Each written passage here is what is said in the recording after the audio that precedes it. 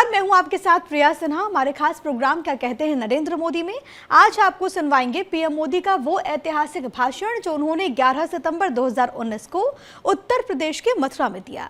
अपने भाषण में प्रधानमंत्री ने कहा कि आज आतंकवाद एक विचारधारा बन गई है जो किसी सरहद से नहीं बंधी।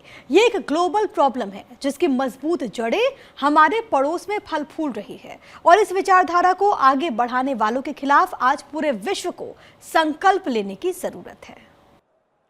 साथियों, ब्रजभूमि ने हमेशा से ही पूरे देश को, पूरे विश्व को, पूरी मानवता को, जीवन को प्रेरित किया है। आज पूरा विश्व पर्यावरण संरक्षण के लिए, पेड़ पौधों के बचाने के लिए पूरी दुनिया को रोल मॉडल ढूंढ रहा है, लेकिन भारत के पास भगवान श्री कृष्ण जैसा प्रेरणा स्रोत हमेशा से रहा है, जिनकी कल्पना ही पर्यावरण प्रेम के बिना अधूरी है। आप जरा सोचिए, कालिंदी जिसको हम यमुना कह के पुकारते हैं, वैजयंती माला, मयूर पंख, बांस की बांसुरी, कदम की छांव और हरी भरी घास चरती उनकी धेनु, क्या इसके बिना श्री कृष्ण की तस्वीर पूरी हो सकती है? हो सकती है क्या? क्या दूध, दही, माखन के बिना बाल गोपाल की कल्पना कोई कर सकता है क्या? कर सकता है क्या? साथियों, प्रकृति, पर्यावरण और पशुधन के बिना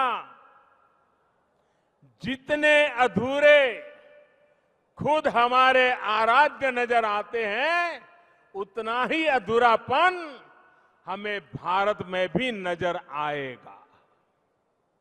पर्यावरण और पशुधन हमेशा से भारत के आर्थिक चिंतन का बहुत ही महत्वपूर्ण हिस्सा रहा है। यही कारण है कि चाहे स्वच्छ भारत हो,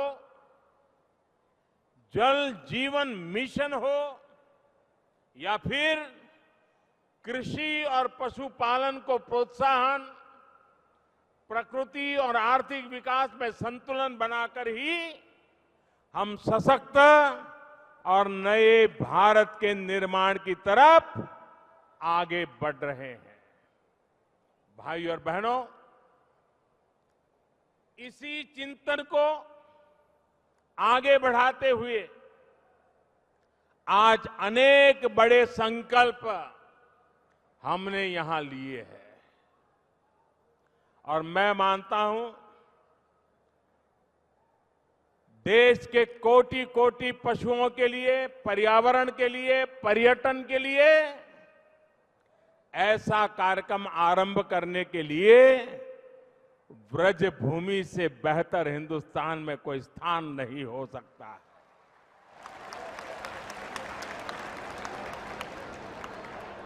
थोड़ी देर पहले स्वच्छता ही सेवा अभियान की शुरुआत की गई है। नेशनल एनिमल डिजीज उस कंट्रोल प्रोग्राम को भी लॉन्च किया गया है। पशुओं के स्वास्थ्य, संवर्धन, पोषण और डेयरी उद्योग से जुड़ी कुछ अन्य योजनाएं भी शुरू हुई है। इसके अलावा मथुरा के इंफ्रास्ट्रक्चर और पर्यटन से जुड़े कई प्रोजेक्ट्स का शिलान्यास और उद्घाटन भी आज हुआ है। इन योजनाओं परियोजनाओं के लिए आपको बहुत बहुत शुभकामनाएं, बहुत बहुत बधाई। और मेरे लिए प्रसन्नता का विषय है कि आज हिंदुस्तान के सभी कृषि विज्ञान केंद्रों में उस क्षेत्र के हजारों किसान एक एक केंद्र पर इकट्ठे होकर के इस पारे नजारे का अनुभव कर रहे हैं। कोटि कोटि किसान और पशुपालक आज ब्रज भूमि के साथ टेक्नोलॉजी से सीधे जुड़े हुए हैं। उनको भी मैं नमन करता हूं, उनको भी शुभकामनाएं देता हूं। साथियों, अब से कुछ दिन बाद हमारा देश महात्मा गांधी की 150वीं जयंती का पर्व मनाएगा। महात्मा गांधी का प्रकृति के प्रति, स्वच्छता के प्रति जो आग्रह था, उससे सीखना, अपने जीवन में उतारना हम सभी भारतीयों का दायित्व है और उन्हें यही उत्तम से उत्तम सच्ची श्रद्धांजलि भी है। महात्मा गांधी 150 ये प्रेरणा का वर्ष है। स्वच्छता ही सेवा के पीछे भी यही भावना जुड़ी हुई है। आज से शुरू हो रहे इस अभियान को इस बार विशेष तौर पर प्लास्टिक के कचरे से मुक्ति के लिए समर्पित किया गया है। भाइयों और बहनों, प्लास्टिक से होने वाली समस्या समय के साथ गंभीर होती जा रही है। आप ब्रजवासी तो अच्छी तरह जानते हैं कि कैसे प्लास्टिक पशुओं की मौत का कारण बन रही है। इसी तरह नदियां, झीलों, तालाबों में रहने वाले प्राणियों का, वहां की मछलियों का प्लास्टिक को निगलने के बाद जिंदा बचना मुश्किल हो जाता है। इसलिए अब हमें सिंगल यूज प्लास्टिक, यानी ऐसी प्लास्टिक जिसको एक बार उपयोग करके हम फेंक देते हैं, उससे छुटकारा पाना ही होगा।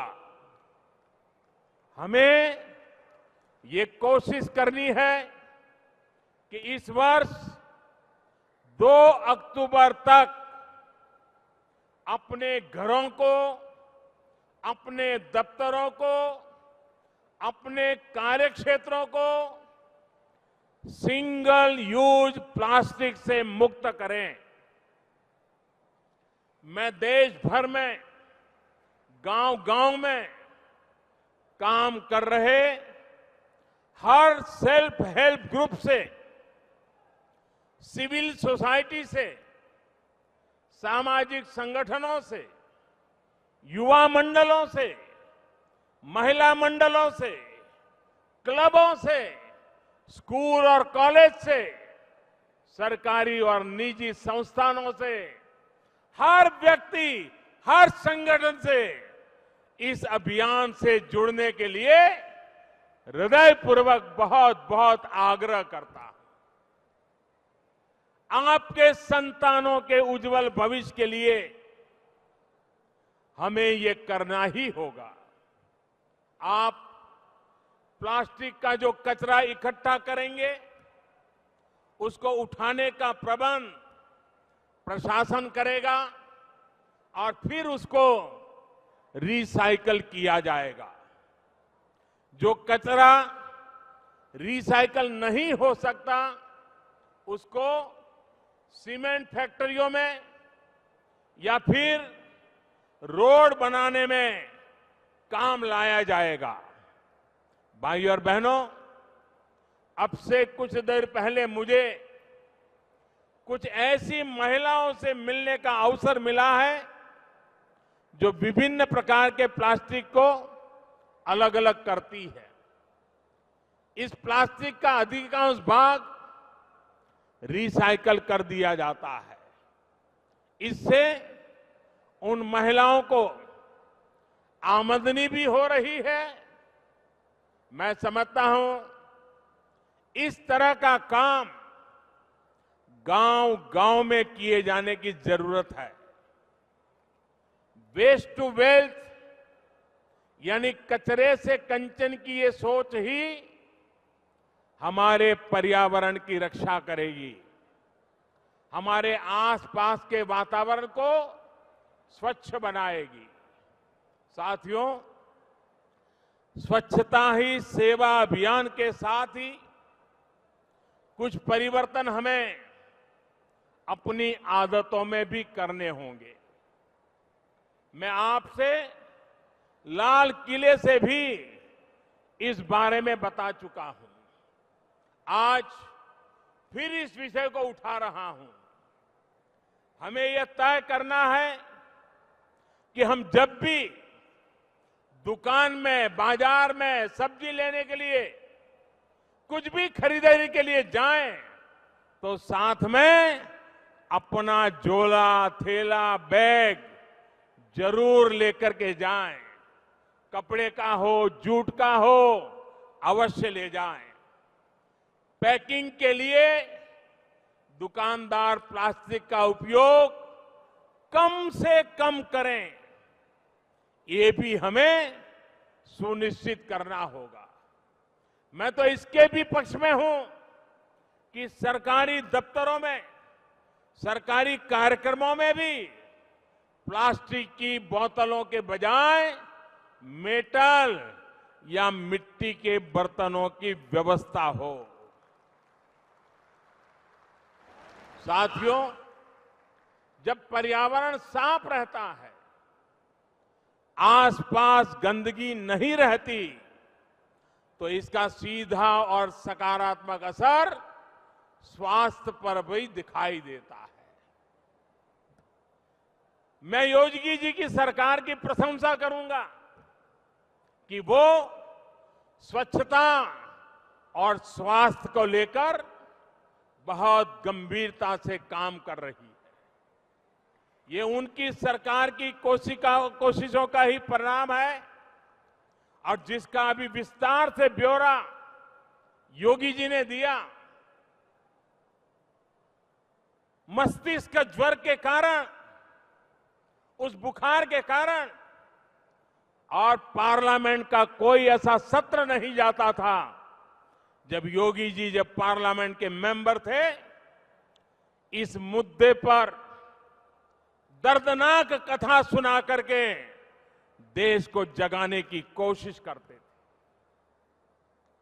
हजारों बच्चे मरते रहते थे।